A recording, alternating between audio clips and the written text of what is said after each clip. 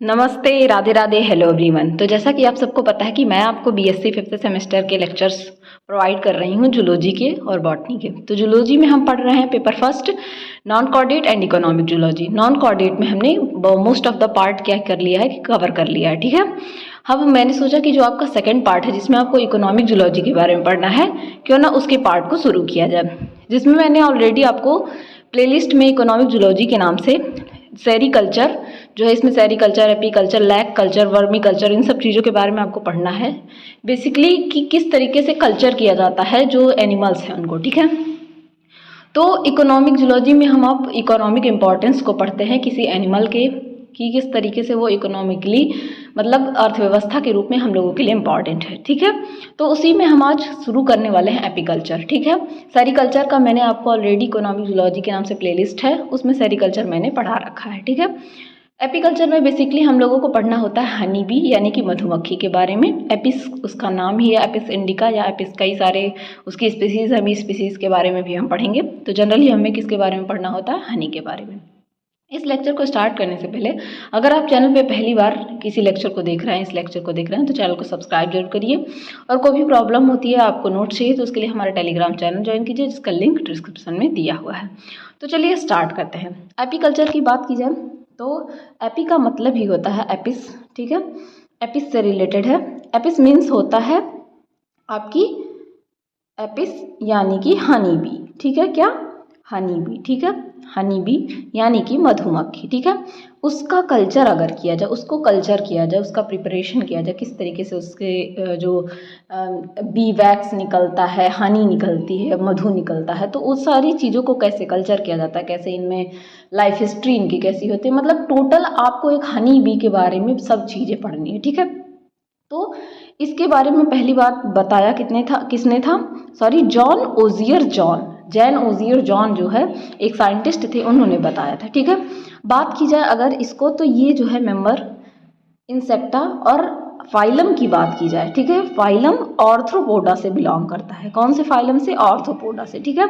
Arthropoda अभी तो मैंने आपको पढ़ाया नहीं है। ऑर्थ्रोपोडा में आपके एक क्लास आता है इंसेक्टा, ठीक है, अरेक्निलिडा, कई सारे क्लास आते हैं। तो ये आपके क्लास ऑर्थ्रोपोडा, फाइलम ऑर्थ्रोपोडा के क्लास इंसेक्टा से क्या होता है, बिलोंग करता है, ठीक है। हनी के जो है उसको जो कल्चर है उसको प्रैक्टिस करना कि उससे हनी को निकालना और सारी चीज़ें उससे रिलेटेड जितनी भी चीज़ें हैं उन सब चीज़ों पे वर्क करना ही क्या कहलाता है, एपीकल्चर कहलाता है। मेरा सोर्स ऑफ हनी, तो हनी का सोर्स क्या होता है, कहाँ से हनी मिलता है। मधुमक्खी जो है, जो हनी है वो हनी बी कहाँ से इकट्ठा करती है, तो दैट इज़ फ्लावर। कहाँ से, फ्लावर से, फूलों से, फूलों के नेक्टर जो होते हैं वहाँ से क्या करती है, आप देखते हैं मधुमक्खी के जो है आसपास फूलों के मंडराती है और वहाँ से क्या करती है, रस को इकट्ठा करती है और अपने छत्ते में ले जाती है। मेनली 4 स्पीसीज इंडिया में पाई जाती हैं हनी की, ठीक है। 4 स्पीसीज मेनली पाई जाती है हनी की, जिसमें कुछ कॉमन है जैसे कि एपिस डॉर्साटा, एपिस इंडिका और कई सारी स्पीसीज हैं। एक एक करके इनके बारे में पढ़ेंगे। सबसे पहली स्पीसीज की अगर बात की जाए तो सबसे पहला स्पीसीज में आपका आता है एपिस डॉर्साटा, ठीक है। एपिस डॉर्साटा जिसको कि रॉक बी कहते हैं, ठीक है, रॉक बी, ठीक है। ये एक वाइल्ड वैरायटी है। वाइल्ड वैरायटी मतलब जंगलों में पाई जाने वाली हनी बी की वाइल्ड वैरायटी है।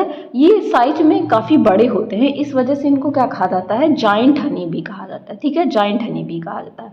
Bees of their variety build large single comb at rock. ये क्या करते हैं, जो रॉक होते हैं यानी कि पहाड़ के चट्टान जो होते हैं, ठीक है, वहाँ पे एक सिंबल कॉम्ब, कॉम्ब का मतलब जानते हैं, इनके छत्ते को हाइव भी, जो हनी का छत्ता होता है हाइव या कॉम्ब बोला जाता है।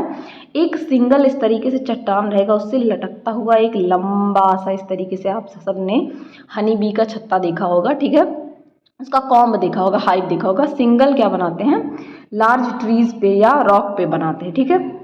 मैक्सिमम इससे 25 kg तक हनी आप क्या कर सकते हैं, एक कॉम्ब से जो एक छत्ता बनता है उससे आप मैक्सिमम 25 kg यानी कि 25 किलो तक क्या कर सकते हैं, हनी ऑब्टेन कर सकते हैं। But they could not domesticated because of their voracious and irritable nature and migratory habitat. इसका मतलब क्या है, कि इनको आप कल्चर नहीं कर सकते। जैसे और सारी स्पीसीज़ को आप अभी देखेंगे तो उनको कल्चर कर सकते हैं, यानी कि आर्टिफिशियल तरीके से भी उनको क्या कर सकते हैं, छत्ते बना सकते हैं। अभी मेथड्स आप पढ़ेंगे, इसके नेक्स्ट लेक्चर में आप इसके मेथड्स वगैरह पढ़ेंगे तो वहाँ पे आप देखेंगे, तो उस मेथड्स में आप देखेंगे मूवेबल मेथड्स होता है, कई सारे मेथड से क्या करते हैं आप इनके कॉम्ब को बनाते हैं और हनी को एक्सट्रैक्ट करते हैं या निकालते हैं। लेकिन यहाँ पे क्या है कि यहाँ पे आप इसको डोमेस्टिकेट का मतलब होता है पाल नहीं सकते, ठीक है, क्योंकि ये क्या होते हैं, पहली बात तो वाइल्ड है, और वाइल्ड होने की वजह से ये काफ़ी क्या होते हैं, इरिटेबल नेचर के होते हैं, फॉरेसियस नेचर के होते हैं, यानी कि घातक होते हैं थोड़े, आप एक तरीके से कह सकते हैं फेटल होते हैं, ठीक है, तो आप इनको पाल नहीं सकते हैं। दूसरी स्पीसीज आपकी आती है एपिस इंडिका। अब नाम से ही पता चल गया होगा इंडिका, यानी कि ऐसी स्पीसीज की बात की जा रही है जो इंडिया में पाए जाते हो, ठीक है, इंडियन बी भी कहा जाता है, ठीक है। जनरली ये फॉरेस्ट वगैरह में पाए जाते हैं, ठीक है, फॉरेस्ट में पाए जाते हैं। प्लेन रीजन्स जो होते हैं through out India, it can be easily domesticated. इसको अब देखिए, ऊपर जो डॉर्साटा स्पीसीज आपने पढ़ा एपिस डॉर्साटा, उसको आप डोमेस्टिकेट नहीं कर सकते थे, उसको आप पाल नहीं सकते थे, लेकिन इसको क्या कर सकते हैं, आप डोमेस्टिकेट कर सकते हैं, क्योंकि ये जेंटल नेचर के होते हैं, उनकी तरह फोरेसियस नेचर के नहीं होते हैं, ठीक है। लेकिन हनी इनसे आप बहुत कम ऑब्टेन कर सकते हैं। जैसे अब वहाँ एपिस डॉर्साटा से आप 25 केजी तक हनी को क्या कर सकते थे, उनके कॉम्ब से ऑब्टेन कर सकते थे, लेकिन यहाँ पे क्या है, यहाँ पे 3 से 4 केजी ही हनी आप क्या करते हैं, ऑब्टेन कर सकते हैं, ठीक है। नेक्स्ट आती है स्पीसीज एपिस फ्लोरिया। एपिस फ्लोरिया की बात की जाए तो ये क्या होते हैं, ये कॉमन होते हैं, स्मॉलेस्ट साइज के होते हैं, लिटिल भी इन्हें कहा जाता है, ये बहुत ही छोटे स्पीसीज होते हैं, या इनकी यील्डिंग कैपेसिटी 250 ग्राम, इससे ज़्यादा ये क्या करते हैं, नहीं दे पाते हैं, ठीक है। और इनको क्या कहते हैं, डोमेस्टिकेट भी आप कर सकते हैं, यानी कि पाल भी सकते हैं, ठीक है। एपिस मेलिफेरा यूरोपियन बी इनको कहा जाता है, इक्वल होते हैं इंडियन बी के समान, इनको भी कल्चर कर सकते हैं, इजी होते हैं क्योंकि इनका भी नेचर कैसा होता है, डोसाइल होता है, और ये इनको पाल सकते हैं डोमेस्टिकेशन।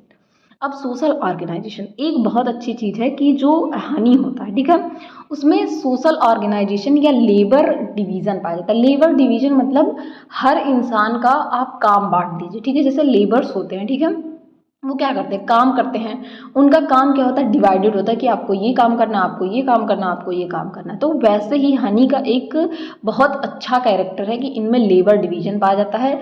3 डिवीजन इनको क्वीन, वर्कर एंड ड्रोन में डिवाइड किया गया है, ठीक है, आगे आप पढ़ेंगे इस चीज़ को। तो इस डिवीज़न की वजह से इनमें क्या होता है कि काम डिवाइडेड होता है, यहाँ पे इनमें फाइट नहीं होता कि आप ये करेंगे, आप ये करेंगे, आपने ये नहीं किया, यहाँ पे इनका काम डिसाइडेड है, आपको यही करना है तो आप यही करेंगे, ठीक है। उसके लिए भी इनकी फीडिंग हैबिट होती है, ये खाना खा के रॉयल जेली जो खाती है क्वीन बनती है, आगे आप पढ़ेंगे इन सब चीज़ों को, ठीक है। सोशल ऑर्गेनाइजेशन की बात की जाए हनी बी की, तो highly organized division of labour इनमें पाया जाता है, ठीक है। कॉलोनी में हनी बी पाए जाते हैं, इनकी 3 कॉलोनी पाई जाती है, 3 काइंड की, ठीक है। सबसे पहले आती है क्वीन। क्वीन की बात की जाए तो ये फर्टाइल फीमेल है, यानी कि जो फीमेल फर्टिलाइजेशन करती है, फर्टिलाइजेशन करके फिर आगे बच्चों को जन्म देती है, इसको क्या कहा जाता है, फर्टिलाइज्ड फीमेल कहा जाता है, और वो क्या होती है, क्वीन होती है। उसके बाद आती है आपकी वर्कर्स, जो कि क्या होती हैं, स्टेराइल फीमेल। फीमेल तो होती हैं लेकिन स्टेराइल, स्टेराइल को हिंदी में आप बांझ कह सकते हैं, वर्ड जो यूज़ होता है, इसका मतलब ऐसा होता है, स्टेराइल जो फर्टिलाइजेशन नॉट फर्टिलाइजेशन, फर्टिलाइज नहीं करेंगी, यानी कि बच्चों को ये जन्म नहीं देंगी, ठीक है, केवल और केवल वर्क करेंगी, इसलिए इनका नाम ही क्या है, वर्कर्स है। नेक्स्ट आते हैं ड्रोन्स, जो कि क्या होते हैं, फर्टाइल मेल होते हैं, जैसे फर्टाइल फीमेल क्वीन है उसी तरीके से फर्टाइल मेल ड्रोन होते हैं, ठीक है। नॉर्मल कॉलोनी जो है 1 एडल्ट क्वीन पाई जाती है, एक नॉर्मल कॉलोनी छत्ता भी मैं आपको दिखाऊंगी, इस तरीके से पाए जाते हैं, हेक्सागोनल स्ट्रक्चर्स पाए जाते हैं। तो ये जो छत्ता है, ठीक है, नॉर्मली इसमें क्या होते हैं, 100 ड्रोन्स, 100 ड्रोन्स पाए जाते हैं, एक क्वीन, हर छत्ते में केवल और केवल 1 क्वीन पाई जाएगी। यहाँ से आपको क्वेश्चन बनते हैं, तो हर छत्ते में केवल और केवल क्या पाई जाएगी, एक ही क्वीन पाई जाएगी, ठीक है। अब क्वीन और उसमें वर्कर्स 6000 वर्कर्स पाए जाते हैं। Drone and queens are concerned with reproduction. अब इनमें रिप्रोडक्शन का काम कौन करता है, ड्रोन और क्वीन, क्योंकि दोनों क्या है, फर्टाइल है। Hence the worker performs all other duties, बाकी सारी ड्यूटीज़ का काम क्या करते हैं, वर्कर्स जो होती हैं वो सारे काम करती हैं। और इनमें क्वीन और जो ड्रोन होते हैं वो केवल और केवल क्या काम करते हैं, रिप्रोडक्शन का काम करते हैं। Such as a producing royal jelly for feeding the community, producing wax, building hives, rearing the larva and ventilation of hive, disposing debris and dead debris। ये सारे काम जैसे कि हाइव को यानी कि जो छत्ता है उसको क्लीन करना, लार्वा को फीड कराना, वैक्स को प्रोड्यूस करना, वेंटिलेशन प्रोवाइड करना, जो डेब्रिस यानी कि कोई मधुमक्खी मर गई तो कूड़ा हो गया उसको साफ करना, सारी चीज़ों को करने का काम कौन करता है, वर्कर करता है। अब हम जानेंगे क्वीन के बारे में थोड़ा सा। तो वर्क ऑफ क्वीन क्या होता है, ये केवल और केवल अंडे देने का काम करती है 2 to 5 ईयर तक, ठीक है। और 1500-1600 से 2000 तक अंडे एक दिन में ये देती है, और 15 लाख एग अपनी पूरे लाइफ में ये देती है, ठीक है। ये 2 टाइप के अंडे देती है। वो अंडे कौन से हैं, पहला होता है आपका फर्टिलाइज्ड एग जो डेवलप होता है क्वीन में और वर्कर बी में, ठीक है। पहला होता है फर्टिलाइज्ड एग जो किस में डेवलप होता है, क्वीन में और वर्कर्स में, ठीक है, क्वीन और वर्कर्स में। दूसरा होता है अनफर्टिलाइज्ड एग जो कि किस में डेवलप होता है, मेल में, ठीक है। फर्टिलाइज्ड एग क्वीन और वर्कर बी में, यहाँ से भी क्वेश्चन आपके बनते हैं। अनफर्टिलाइज्ड एग डेवलप होता है मेल में। क्वीन की बात की जाए तो ये फर्टिलाइज्ड एग या लार्वा स्पेशली जो रॉयल जेली होता है, रॉयल जेली नाम के जेली सबस्टांस पे ये फीड करते हैं। तो जो फीमेल, ठीक है, जो फीमेल रॉयल जेली पे फीड करेगी जो कि किसका मिक्सचर होता है, हनी और पॉलन ग्रेन का, वो फीमेल आगे जाके क्या बनती है, क्वीन बनती है। तो ये एक कैरेक्टरिस्टिक फीचर है कि आप क्वीन को कैसे पहचानेंगे, ठीक है। फिर आते हैं आपके वर्कर्स, ठीक है। वर्कर्स आते हैं जिसमें आपके बात की जाए तो वर्कर्स में आपके क्या होता है, वर्कर्स की अगर बात की जाए तो ये क्या होते हैं, स्टेराइल फीमेल होते हैं, ये बात मैंने आपको बताई। स्मॉलर होते हैं साइज में, कलेक्ट करते हैं पॉलन ग्रेन को, और रियरिंग मतलब फूड को लाने का काम। The queen some worker produce wax, कुछ वर्कर्स क्या करते हैं, वैक्स को प्रोड्यूस करने का काम करते हैं। Bee comb, these workers are known as builder bee, ठीक है। और कुछ क्या करते हैं, कॉम्ब को बनाने का काम, छत्ते को बनाने का काम करते हैं, उनको बिल्डर बी कहा जाता है। कुछ वर्कर क्या होते हैं, हाइव के अंदर पाए जाते हैं, इनको इंडोर वर्कर्स कहा जाता है, ठीक है। These are the builders, repairs and cleaners, ये क्या होते हैं, बिल्डिंग का काम करते हैं, रिपेयरिंग का काम करते हैं और क्लीनिंग का काम करते हैं हाइव के अंदर, ऐसे को क्या कहा जाता है, इंडोर वर्कर्स।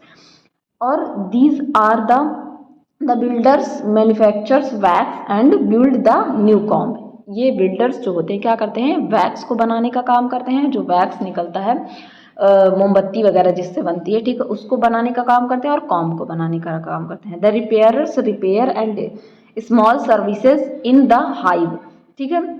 रिपेयरर्स क्या करते हैं, उसको रिपेयर करने का काम करते हैं, और जो वेस्टेज मटेरियल होता है उसको रिमूव करने का काम करते हैं, डेड बॉडीज़ वगैरह जैसे बीज की हो गई, ठीक है, उसको रिमूव करने का काम करते हैं। स्टोर कीपर क्या करते हैं, रिसीव करते हैं नेक्टर को, पॉलन को, वाटर को आउटडोर वर्कर से, जो बाहर के काम करने वाले वर्कर हैं यानी कि वर्कर बीज हैं, उनसे क्या करेंगे, स्टोर करेंगे और उसको प्रॉपरली हाइव में लाएंगे और क्या करेंगे, फूड बनाने का काम करते हैं। The guard bee guard the colony from the outsiders, और कुछ गार्ड्स भी पाई जाती हैं, मान लीजिए कोई अनदर स्पीसीज़ है, ठीक है, जो कि इनको हार्म करना चाहती है, उससे बचाने के लिए गार्ड्स भी पाए जाते हैं। नेक्स्ट पाए जाते हैं आपके ड्रोन्स। ड्रोन्स की अगर बात की जाए तो ड्रोन्स क्या होते हैं, फर्टाइल मेल होते हैं, यहाँ से क्वेश्चन बनता है कि ड्रोन्स क्या होते हैं, तो फर्टाइल मेल होते हैं, फर्टाइल क्वीन होती हैं। The drone is known as the king of the colony, इनको किंग ऑफ कॉलोनी कहा जाता है। 100 ड्रोन्स एक कॉलोनी में पाए जाते हैं, और ये अनफर्टिलाइज्ड एग से डेवलप होते हैं, यहाँ से भी क्वेश्चन बनता है, ठीक है। लाइफ हिस्ट्री की बात की जाए, ठीक है, तो इनमें क्या होता है, कैसे ये कॉपुलेशन करते हैं, कैसे ये रिप्रोडक्शन करते हैं, तो इनमें नॉक्चियल फ्लाइट होता है। नॉक्चियल फ्लाइट क्या होता है, इसको मैं एक ऐसे बताती हूँ कि एक हनी बीज, एक जो क्वीन होती है, ठीक है, एक क्वीन हवा में क्या करेगी, राउंड राउंड करते हुए ऊपर की तरफ जाएगी, और उसके पीछे 100 ड्रोन जो रहेंगे, ठीक है, वो उसके पीछे जाएंगे, और तब तक उसका पीछा करेंगे जब तक कि लास्ट में एक ड्रोन नहीं बच जाता है क्वीन के साथ। जो ड्रोन ऊपर उड़ते उड़ते तक एक ड्रोन बचेगा, वही क्या करता है, फर्टिलाइज करता है, उसी का जो स्पर्म थीका है वो क्या होता है फीमेल में क्या होता है इजेक्ट होता है। इंजेक्ट होने के बाद फर्टिलाइजेशन होता है और उसके बाद वो क्या होता है डेड हो जाता है।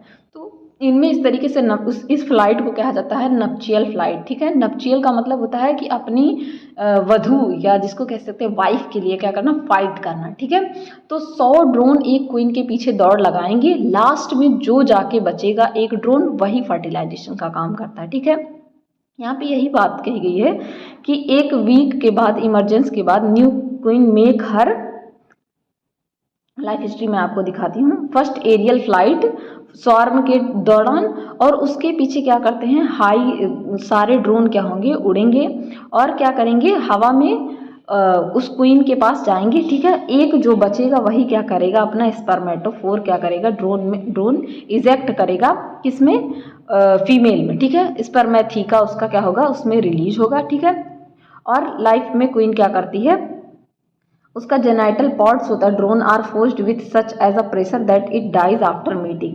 इतना ज़्यादा फोर्स लग जाता है उसके जेनाइटल पार्ट पे कि वो क्या होता है फट जाता है और ड्रोन क्या हो जाता है मर जाता है। वही बात यहाँ पे बताई गई है। ठीक है, the pair fall in the ground after mating, वो दोनों क्वीन और ड्रोन नीचे गिर जाएंगे। Female are separated from the male, female male से सेपरेट हो जाएगी और अपने हाइव में यानी कि छत्ते में रिटर्न चली जाएगी और फिर आगे क्या करेगी बच्चों को जन्म देके उनके बच्चे ग्रो करेंगे। इस तरीके से इनकी लाइफ साइकिल कुछ पाई जाती है। लाइफ साइकिल आगे पढ़ाऊंगी मैं। ये देख सकते हैं लाइफ साइकिल में ये आपके एग पाए जाते हैं। ठीक है, ये क्या है एग है, ये आपका लार्वा है। ठीक है, लार्वा, ये लार्वा डेवलप हो रहा है और इस तरीके से ये मेल में क्या होता है डेवलप हो जाता है। आप इसका स्क्रीनशॉट ले सकते हैं ऐसे हाफ हाफ करके। ठीक है, इस तरीके से इनकी लाइफ हिस्ट्री पाई जाती है। ठीक है, एग और एग लेइंग होता है। ठीक है, स्टार्ट हो जाता है 3 से 4 दिन में कॉपुलेशन के बाद। फर्टिलाइज्ड एग क्या होते हैं, they develop queen and workers and are laid into separate chambers. ठीक है, क्वीन और वर्कर में डेवलप होंगे और अलग अलग चैम्बर, सबका अलग अलग चैम्बर। अभी मैं छत्ता आपको दिखाऊंगी।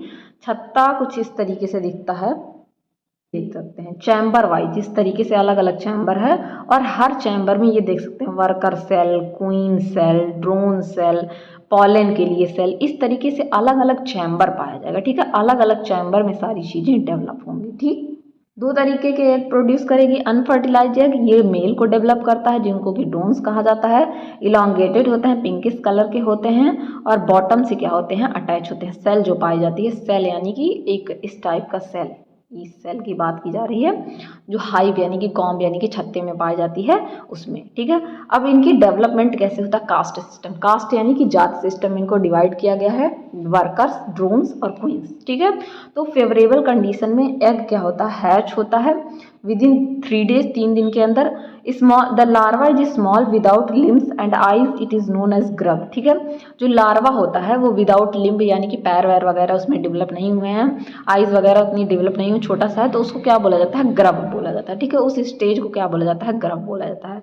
अब लार्वा क्या करेगा फेड करेगा यानी कि खाएगा। ठीक है, the workers the drones developed from unfertilised egg, ये दोनों अनफर्टिलाइज्ड एग से डेवलप होंगी।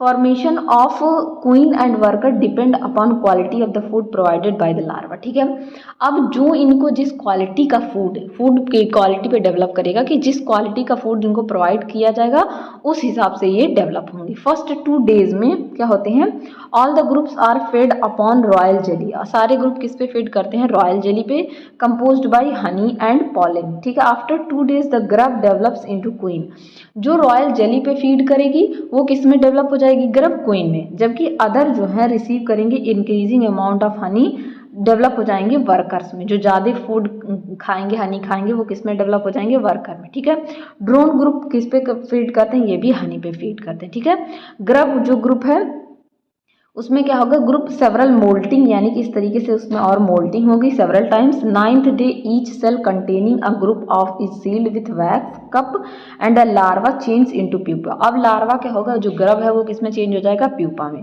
प्यूपा इनसाइड क्लोज चैम्बर के अंदर क्या होगा डेवलप होगा और ये क्या करेगा थिक सिलिकॉन कोकून का फॉर्मेशन करेगा अपने चारों ओर। उसके बाद इसमें मेटामॉर्फोसिस होगा और ये एडल्ट में क्या होगा चेंज हो जाएगा सेल कप में। ठीक है, the time period of pupa varies from each cast. ठीक है, जो इनके चेंज होने का टाइम है हर कास्ट में, यानी कि वर्कर, ड्रोन और जो है वर्कर, ड्रोन और क्वीन में, वो अलग अलग होगा, ठीक है। क्वीन जो है 13 डेज में हैच कर जाती है, वर्कर को 18 डेज लगते हैं और ड्रोन को 21 डेज लगते हैं विंटर सीजन में, ठीक है।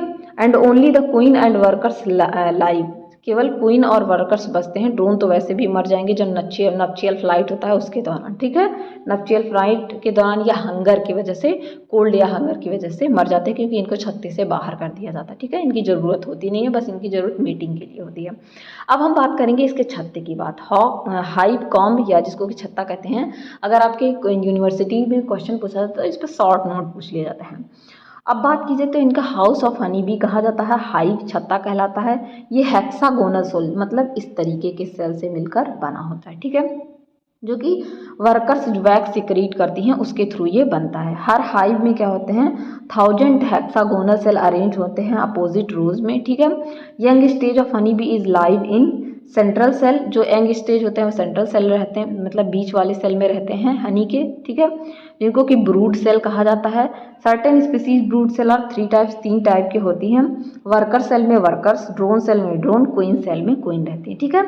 तो queen cell can not be used again, queen cell को कोई अगेन यूज़ नहीं कर सकता, उसको केवल और केवल क्या कर सकती है, क्वीन यूज़ कर सकती है, इस वजह से इनका नाम ही क्वीन रखा गया, ठीक है। और कुछ इस तरीके से ये छत्ते दिखते हैं, जिसमें पॉलन और हनी सेल्स हैं, वर्कर सेल्स हैं, ठीक है। ये एपिस इंडिका का दिखाया गया है, क्वीन सेल्स हैं, ड्रोन सेल्स हैं। तो इस तरीके से कुछ छत्ता दिखता है, आप इसका स्क्रीनशॉट ले सकते हैं, इस तरीके से इनका छत्ता दिखता है, ठीक है। But the other cells are used again, और बाकी के cell again and again used होते हैं, केवल क्वीन सेल अगेन यूज नहीं होता। The cell are mainly uses storage of honey and pollen in upper portion of hive, जो upper portion, ऊपर का पोर्शन होता है हाइव का, उसको स्टोर करने के लिए, हनी को और पॉलन ग्रेन को स्टोर करने के लिए। अब आगे हम पढ़ेंगे इसका मेथड ऑफ एपीकल्चर, किस तरीके से मेथड्स इनके होते हैं, उसके बाद इसका इकोनॉमिक इम्पॉर्टेंस क्या होते हैं, इससे हमें क्या क्या चीज़ें मिलती हैं, जैसे हनी, वैक्स, ये सारी चीज़ों के बारे में, फूड की तरह इसको कैसे यूज़ करते हैं, मेडिसिन की तरह कैसे यूज़ करते हैं, ये सारी चीज़ें हम इसका पढ़ेंगे। प्रिकॉशन किस तरीके से हम लेते हैं, ये सब हम नेक्स्ट लेक्चर में पढ़ेंगे। तो आज के लेक्चर में बस इतना ही। आशा करती हूँ कि ये लेक्चर आपको बहुत अच्छे से समझ में आया होगा, और कोई भी प्रॉब्लम होती है तो कमेंट सेक्शन में ज़रूर बताइए, और लेक्चर कैसा लगा ये भी आप कमेंट सेक्शन में ज़रूर बताइए। तब तक के लिए पढ़ते रहिए, बढ़ते रहिए। Thank you everyone.